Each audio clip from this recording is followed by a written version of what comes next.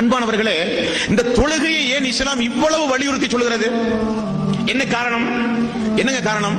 மறுமையில் ஆதம் நபியிலிருந்து ரசூலுல்லாஹி ஸல்லல்லாஹு அலைஹி வஸல்லம் அவர்கள் வரை எல்லா நபிமார்களும் மறுமையில் நிற்பாங்களா இல்லையா? நிற்பாங்க. அல்லாஹ்வுடைய ரசூல் ஒரு வார்த்தையை சொன்னார்கள், எனது சகோதரர்களை நான் ரொம்ப இலகுவாக அடையாளம் கண்டுகொள்வேன்.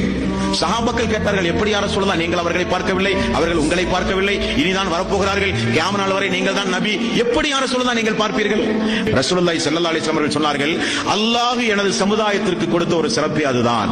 எவ்வளவு கூட்டத்திற்கு முன்னால் அப்துல் ரஹ்மான், இஸ்மாயில், நூருல் அமீன், ஹம்சா யார் இருந்தாலும் அவர்தான் எனது சமுதாயத்தை சார்ந்தவர், இவர்தான் எனது சமுதாயத்தை சார்ந்தவர் என்று என்னால் அடையாளம் காண்பது மிக மிக இலகுவானது. எப்படி யார சொல்லலாம்? நீங்கள் ஒது செய்கிறீர்களே, அந்த ஒலுவினுடைய உறுப்புகளை எல்லாம் அல்லாஹ் தஆலா மறுமை நாளில் விசேஷமாக பிரகாசமாக ஆக்கியிருப்பான்.